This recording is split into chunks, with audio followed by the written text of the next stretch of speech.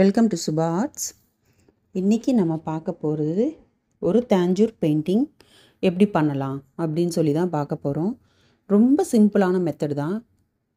சின்னதாக ஒரு கிளி பேரட் ஒன்று ட்ரா பண்ணி அதை எப்படி நம்ம தாஞ்சூர் பெயிண்டிங்கில் பண்ணலான்னு சொல்லி ரொம்ப ஈஸியான மெத்தடில் சொல்லித்தரேன். இதை வச்சு நம்ம ஆரி ஒர்க்கும் பண்ணுவோம். ஓகேவா?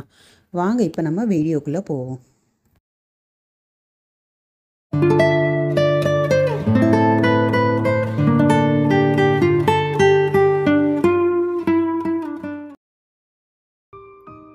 இப்போ ஒரு கிளி, அதாவது இந்த கிளி ஒரு சைடாக இருக்கிற மாதிரி இருக்குது. இந்த கிளியை நான் ட்ரேஸ் பண்ணி வச்சுருக்கேன். இதை எப்படி நம்ம ஃபஸ்ட்டு பெயிண்டிங் பண்ணலான்னு சொல்லி பார்ப்போம். இதுக்கு நான் நல்ல ஒரு க்ரீன் கலர் எடுத்திருக்கேன். சரியா? க்ரீன் கலர் எடுத்திருக்கேன் பாருங்கள். அதே மாதிரி எல்லோ, இது லெமன் எல்லோ. இந்த ரெண்டுமே மிக்ஸ் பண்ணோம்னா லைட் ஒரு பேரட் க்ரீன் நமக்கு கிடைக்கும். இந்த க்ரீன் கொஞ்சம் டார்க்காக இருக்கும். ஸோ இது வேண்டாம் நமக்கு. நம்ம லைட் க்ரீன், பேரட் க்ரீன் வேணும் இல்லையா? அதுக்கு நம்ம என்ன பண்ணலாம் அப்படின்னா, ரெண்டு கலரையும் நம்ம லைட்டாக மிக்ஸ் பண்ணுறப்ப அழகாக அந்த கலர் வந்துடும். இதுக்கு நான் எடுத்துருக்க ப்ரஷ் 2ஆம் நம்பர் ஃப்ளாட் ப்ரஷ்ஷும், எப்பயும் யூஸ் பண்ணுறது பாருங்கள், ஃப்ளாட்டு நல்ல குட்டியாக ஃப்ளாட் ப்ரஷ்ஷும், அதே மாதிரி இது அவுட்லைன் போடுறதுக்கு நம்பர் 0 ஒரு தின் ப்ரஷ்ஷும் எடுத்திருக்கேன். இதுக்கு ஃபுல்லாக அவுட்லைனுக்கு தான் அந்த ப்ரஷ்ஷு. இது இந்த மாதிரி ஃபில்லிங் பண்ணுறதுக்கு இந்த ஃப்ளாட் ப்ரஷ் இது கரெக்டாக இதுக்கு ஆப்டாக இருக்கும். சின்ன ப்ரஷ்ஷாக எடுத்திருக்கேன். நீங்களும் அந்த மாதிரி பார்த்து எடுத்துக்கோங்க. இது அவுட்லைனுக்கு. இப்போ எப்படி நம்ம கலர் ரெண்டு கலரை ஜாயின் பண்ணலாம் அப்படின்னு சொல்லி பார்ப்போம். இதுக்கு பாருங்கள், டார்க் க்ரீன் கொஞ்சம் எடுத்திருக்கேன். இந்த மாதிரி மிக்ஸ் பண்ணுறப்ப பாருங்கள் வந்துடும். திருப்பி புதுசாக நான் காட்டுறேன் பாருங்கள். ஒரு கொஞ்சம் க்ரீனு, கொஞ்சம் எல்லோ மிக்ஸ் பண்ணுறப்ப ஒரு லைட் க்ரீன் நமக்கு கிடச்சிரும். அவ்வளோதான். ரொம்ப லைட்டாக வேணும் அப்படின்னா எல்லோ அதிகமாக எடுத்துக்கோங்க. நல்லா கொஞ்சம் க்ரீனாக வேணும் அப்படின்னா கொஞ்சம் க்ரீன் எக்ஸ்ட்ரா எடுத்துக்கோங்க. இந்த மாதிரி கலந்து வர்றப்ப நமக்கு கரெக்டான அந்த பேரட் ஷேப், அந்த கலர் கரெக்டாக நமக்கு கிடைக்கும். இப்போ ஃபஸ்ட்டு ஃபுல்லாக பேரட்டுக்கு ஃபுல்லாக நம்ம ஃபில்லிங் பண்ணிடுவோம். கொஞ்சம் கொஞ்சமாக. இது நான் போடுறது நல்ல ஒரு காட்டன் மெட்டீரியல், அதனால் நல்ல ஸ்ப்ரெட் ஆகும். நான் லாஸ்ட் டைம் போட்ட வீடியோ சில்க் காட்டன் மெட்டீரியலில் போட்டிருந்தேன். அதில் லேஸாக எடுத்தாலே போதும்னு சொல்லியிருந்தேன். இதில் கொஞ்சம் அதிகமாக நம்ம எடுத்தாலும் கொஞ்சம் நல்லா ஸ்ப்ரெட் பண்ணோம் அப்படின்னா அப்சர்வ் பண்ணிடும். ஏன்னா காட்டன்னால் நல்லா நமக்கு அப்சர்விங் அந்த கெப்பாசிட்டி இருக்கும் இல்லையா? அதனால் அப்சர்வ் ஆயிரும். நல்லா போட்டு தேய்ச்சி எந்த ஒரு பிசுறு இல்லாமல் லைன்ஸ் எதுவும் தெரியாத மாதிரி அழகாக ஃபில்லிங் பண்ணிடுங்க. நிறைய வீடியோஸ் பார்த்துருப்பீங்க. தாஞ்சூர் பெயிண்டிங்கில் ஆரி ஒர்க்கு, தாஞ்சூர் பெயிண்டிங் எப்படி பண்ணுறது, ரொம்ப கஷ்டமான பெயிண்டிங்கோ அப்படிலாம் நினச்சிருப்பீங்க. அப்படியெல்லாம் ஒன்றும் கிடையாது. எல்லாமே நம்ம பேசிக் நம்ம கற்றுக்கிட்டோம் அப்படின்னா அதுக்கப்புறம் நம்ம க்ரியேட்டிவிட்டியாக நம்மளாக எதுனாலும் பண்ணிக்கலாம். இன்றைக்கி உங்களுக்கு பேஸ் ஒரு சின்னதாக சொல்லித்தரணுன்னா ஒரு குட்டி டிசைனாக எடுத்திருக்கேன். இது தாஞ்சூர் அப்படின்னாலே ஒரு ட்ரெடிஷ்னலான ஒரு லுக்கு இருக்கணும். சரியா? அது நம்ம ஒரு மாடர்ன் லுக் வராது. அதில் ஒரு ட்ரெடிஷ்னலான ஒரு கோயில், ஒரு சாமி, அதுக்கப்புறம் பார்த்தா அந்த மாதிரி அன்னம், தாமரை, இந்த மாதிரி பேரட்டு, இந்த மாதிரி தான் மோஸ்ட்லி நீங்கள் பார்த்துருப்பீங்க. ஸோ அந்த மாதிரி பண்ணுற ஒர்க்குக்கு தான் இது அழகாகவும் இருக்கும். மறுபடியும் கொஞ்சம் மிக்ஸ் பண்ணிக்கிறேன். அந்த கலரை கொஞ்சம் கொஞ்சமாக மிக்ஸ் பண்ணிக்கோங்க. நிறைய மிக்ஸ் பண்ணிங்க அப்படின்னா காஞ்சிரும். தேவைக்கு அப்பப்போ நம்ம மிக்ஸ் பண்ணிக்கிட்டோம் அப்படின்னா நம்ம அது கொஞ்சம் காய விடாமல் நம்ம வச்சுக்கலாம். சரியா? இந்த மாதிரி மிக்ஸ் பண்ணி ஃபுல்லாக அந்த க்ரீன் ஃபுல்லாக நான் அப்ளை பண்ண போகிறேன். இதே தாஞ்சூர் பெயிண்டிங் நீங்கள் போர்டு ஒர்க்கும் பண்ணலாம். நான் இன்றைக்கி உங்களுக்கு மெட்டீரியலில் பண்ணி காட்டுற ரீசன் என்ன அப்படின்னா, நான் போடுற எல்லாமே ஆரி ஒர்க் பேஸ் தான் பண்ணிகிட்ருக்கேன். ஸோ ஆரி ஒர்க்கும் இதில் பண்ணலாம். இதில் நம்ம ரொம்ப ஆரி ஒர்க் காட்ட முடியாது. எதனால் அப்படின்றப்போ நம்ம பண்ணுற க்ரீன் அதாவது தாஞ்சூர் பெயிண்டிங்கும் அழகாக தெரியணும். சேம் டைம் நமக்கு ஆரி ஒர்க்கும் தெரியணும். அதனால் ரொம்ப நம்ம பண்ண முடியாது.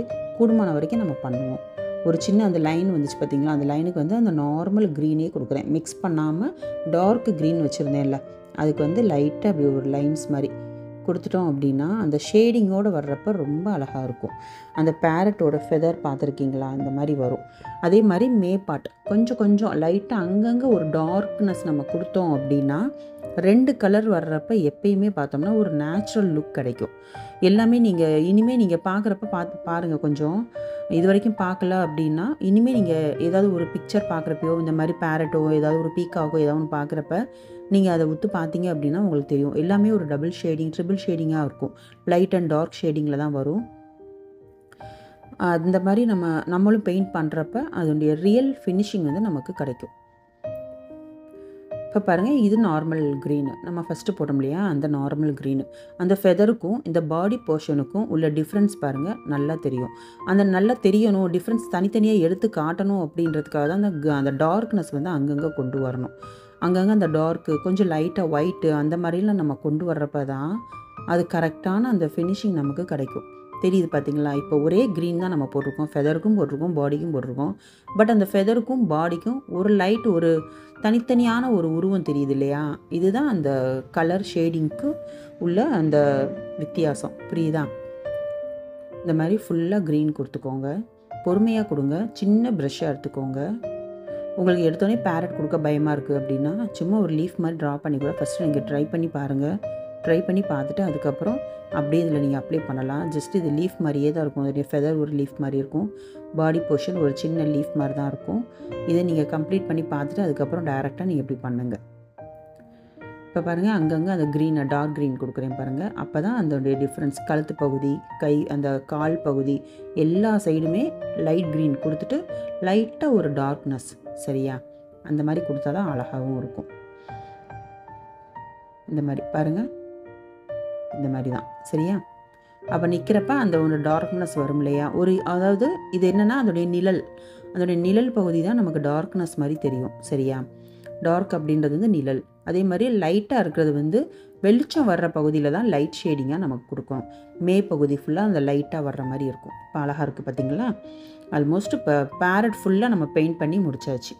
இப்போ பேரட்டுக்கு இந்த லைனு, இந்த இது ஃபுல்லாக நம்ம கம்ப்ளீட் பண்ணணும்.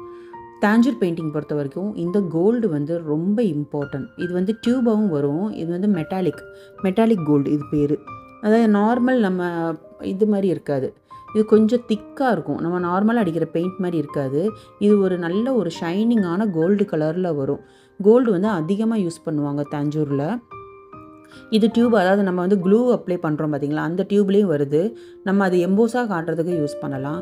இப்போ வந்து நம்ம நல்லா ஸ்ப்ரெட் பண்ணி போடணும். அதுக்கு தான் நான் வந்து இதை வந்து பெயிண்ட் மாடல்லே கிடைக்கும், அதை வாங்கியிருக்கேன். இந்த சைடு ஃபுல்லாக அந்த கீழே கொடி மாதிரி வருது இல்லையா, இந்த கொடிக்கு ஃபுல்லாகவே இந்த கோல்டு தான் நான் எடுக்க போகிறேன். இது வந்து சீக்கிரம் ட்ரை ஆயிடும். அதனால் கொஞ்சம் ஃபேன் கம்மியாக வச்சு நீங்கள் யூஸ் பண்ணுங்கள். இல்லைனா ஒரு பேலட்டில் உங்களுக்கு எவ்வளோ அளவு தேவையோ அந்த அளவு எடுத்து வச்சு நீங்கள் இதை யூஸ் பண்ணுங்கள். நல்லா இது வந்து கொஞ்சம், அதாவது ஸ்ப்ரெட் வந்து ரொம்ப இது பண்ண முடியாது, கொஞ்சம் சீக்கிரம் ட்ரை ஆயிரும். அதனால் கொஞ்சம் வேகமாகவே நீங்கள் இந்த ஒர்க் பண்ணுங்கள். இந்த பெயிண்ட் பண்ணுறவங்க மட்டும் கொஞ்சம் சீக்கிரம் பண்ணணும், சரிங்களா? அதனால் கொஞ்சம் கொஞ்சமாக எடுத்து பண்ணுங்கள். இது பேர் வந்து மெட்டாலிக் கோல்டு. இதுலேயே வந்து சில்வரும் இருக்கும், காப்பர் இருக்குது, எல்லா கலருமே இதில் அவைலபிளாக இருக்குது. நான் தஞ்சூர் பெயிண்டிங் அப்படின்றனால கோல்டு எடுத்திருக்கேன். இந்த மாதிரி ஃபுல்லாக இதுக்கு ஃபுல்லாகவே இந்த கோல்டு. இது காஞ்சதுக்கப்புறம் பார்த்தோம்னா நல்ல ரியலாக ஒரு கோல்டு கலரில் இருக்கிற கொடியிலே அப்படியே அந்த பேரட் உட்காந்துருக்கிற மாதிரியே இருக்கும். அதே லுக் வரும். இது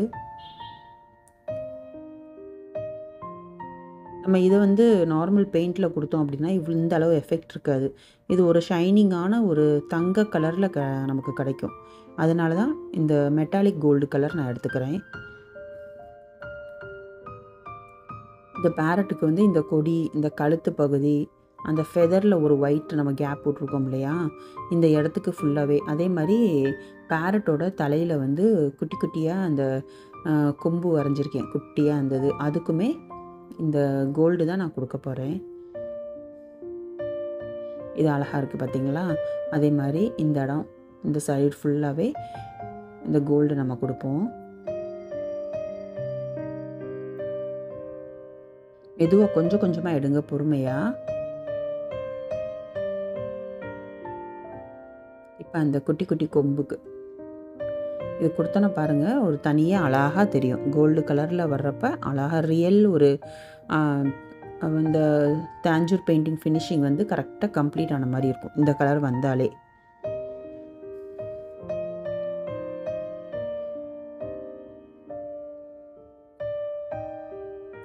அழகாக இருக்குது பார்த்தீங்களா?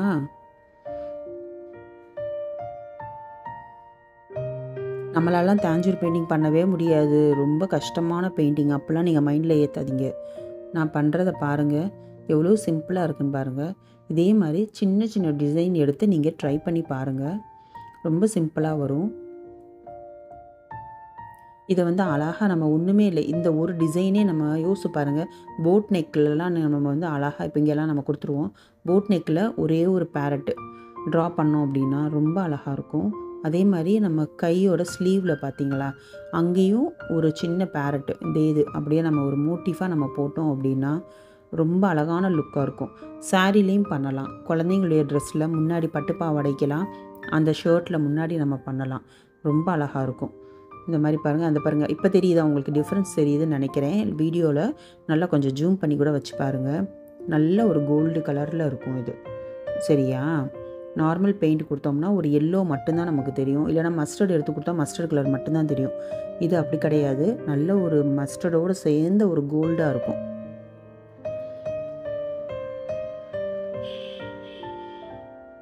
நம்ம ட்ரேஸ் பண்ணுறது மட்டும்தான், நல்ல ஒரு பிக்சர் எடுத்து அழகாக நம்ம ட்ரேஸ் பண்ணிக்கணும். ட்ரேஸிங் நம்ம கரெக்டாக பண்ணிட்டோம் அப்படின்னா ஃபினிஷிங் வந்து நம்ம அழகாக பண்ணிடலாம். அவ்வளோதான், சிம்பிளானது தான். இப்போ பாருங்கள், ஃபுல்லாக அது கோல்டு முடிச்சாச்சு. எல்லாத்துக்கும் நான் அதோடைய பீக் வரைஞ்சிட்டேன்.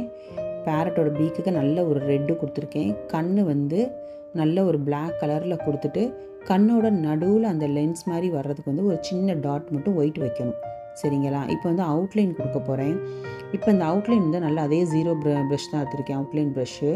அவுட்லைன் வந்து ஒரு பிளாக் வர்றப்ப இன்னும் அழகாக இருக்கும், ரொம்ப ஃபினிஷிங் அது கரெக்டாக தூக்கி காட்டும். சரிங்களா? அந்த பிளாக் வந்து வர்றப்போ வந்து ஃபினிஷிங் நீங்கள் போட்டதுக்கப்புறம் பாருங்கள், ரொம்ப அழகாக இருக்கும். ரொம்ப டார்க்காலாம் கொடுக்காதீங்க, அங்கங்கே ஒரு லைட்டாக ஒரு டச்சிங். சரியா? லைட்டாக ஒரு லைன்ஸ் மட்டும், ஒரு லைன் மட்டும் அப்படியே லைட்டாக அப்படியே ஃபெதர் டச் மாதிரி நம்ம கொடுத்தோம்னா ரொம்ப அழகாக இருக்கும். அது ரொம்ப அந்த ஹைலைட் காட்டும். நம்ம இவ்வளோ நேரம் பண்ண எல்லா ஒரு கலரையும் எல்லா டிசைனையும் தூக்கி காட்டுறதே நம்மளுடைய அவுட்லைன் தான். நான் ஆரி ஒர்க்லேயே சொல்லி கொடுத்துருக்கேன், எந்த ஒரு டிசைன் பண்ணாலுமே அவுட்லைன் கொடுக்காம ஃபினிஷ் பண்ணாதீங்க. முடிஞ்சால் 2 லைன் கூட அவுட்லைன் கொடுங்கன்னு சொல்லியிருக்கேன் செயின்லே. இதுலேயும் அதே தான் பாருங்கள், ஒரு பிளாக் கொடுத்துருக்கோம், எவ்வளவு அழகான ஒரு ஃபினிஷிங் அது வருது பாருங்கள். தெரியுதுங்களா?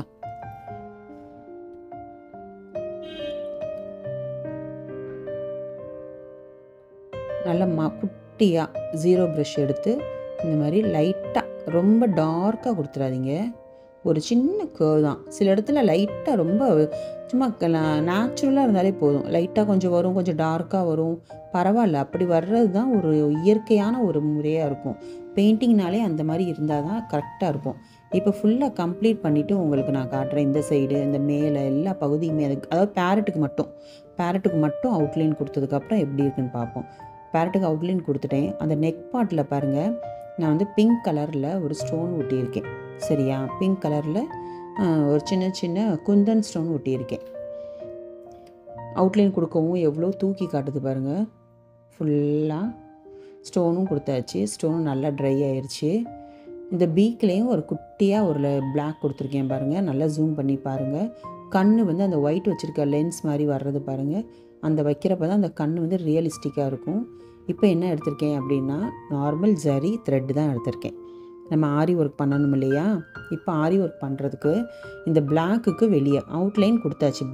பிளாக்குக்கு வெளியே வந்து ஒரு லைன் வந்து நான் வந்து ஜரி கொடுக்க போகிறேன்.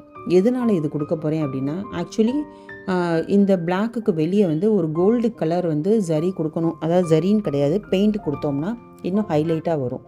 நான் அதுக்கு பதிலாக ஜரியிலே கொடுக்க போகிறேன். நார்மல் செயின் ஸ்டிச் கொடுக்க போகிறேன். பிளாக் மறையக்கூடாது, பிளாக்குக்கு அடுத்து வெளியே பிளாக்கும் தெரியணும். அதனால் பிளாக்குக்கு அடுத்து வெளியே வந்து ஒரு லைன் செயின் மட்டும் கொடுங்க, குட்டி குட்டியாக செயின் கொடுங்க. நான் முதல் சொன்ன மாதிரி இந்த ஒர்க்குக்கு வந்து நம்ம ரொம்ப ஆரி ஒர்க் பண்ண முடியாது. ரொம்ப ஆரி ஒர்க் பண்ணோம்னா இந்த பெயிண்டிங் எல்லாமே அமுங்கிரும். பெயிண்டிங்கும் தூக்கலாக தெரியணும், ஆரி ஒர்க்கும் நமக்கு தெரியணும். ஸோ ரெண்டுமே ஈக்குவலாக இருக்கணும். ஈக்குவலாக இருக்கிறத விட நமக்கு இதில் பெயிண்டிங் கொஞ்சம் அதிகமாகவே இருக்குன்னு கூட வச்சுக்கலாம் நீங்கள். ஃபுல்லாக இப்போ வந்து இந்த இடம் ஃபுல்லாக ஜரியில் அவுட்லைன் கொடுத்ததுக்கப்புறம் நான் உங்களுக்கு காட்டுறேன் பாருங்கள். ஃபுல்லாக இப்போ வந்து கம்ப்ளீட் பண்ணதுக்கப்புறம் அவுட்லைன் ஃபுல்லாக கொடுத்துட்டேன். அதே மாதிரி பாருங்கள், கீழே அந்த இங்கேயும் வந்து ஒரு நல்ல ஒரு ப்ரௌன் கலரில் வந்து நடுவில் ஒரு லைன்ஸ் கொடுத்துருக்கேன். அந்த கொடி மாதிரி இருந்த இடத்துல ஹைலைட்டாக காட்டணும்னு சொல்லி. எவ்வளோ அழகாக இருக்குது பார்த்தீங்களா? ரொம்ப சிம்பிளான மெத்தட் தான். நீங்கள் கரெக்டாக உட்காந்திங்க அப்படின்னா ஒரு 2 hours 3 ஹவர்ஸ்லேயே இந்த ஒர்க் முடிச்சிடலாம். ஃபஸ்ட்டு பெயிண்டிங் பண்ணிடுங்க. பெயிண்டிங் பண்ணிவிட்டு ஒரு 1/2 an hour நல்லா காய விட்டுருங்க. காய விட்டுட்டு அதுக்கப்புறம் இந்த ஆரி ஒர்க் எல்லாம் நீங்கள் பண்ணீங்க அப்படின்னா ரொம்ப அழகாக இருக்கும். வீடியோ நல்லா இருந்துச்சுன்னா லைக் பண்ணிக்கோங்க. இப்போ தான் ஃபர்ஸ்ட் டைம் என் வீடியோ பார்க்குறீங்க அப்படின்னா சப்ஸ்கிரைப் பண்ணி வச்சுக்கோங்க. பக்கத்தில் இருக்க பெல் ஐக்கானையும் கிளிக் பண்ணி வச்சுக்கோங்க. அப்போ தான் நான் போடுறது உங்களுக்கு நோட்டிஃபிகேஷனில் காட்டும். அடுத்த வீடியோவில் உங்களை மறுபடியும் பார்க்குறேன். Okay, thank you.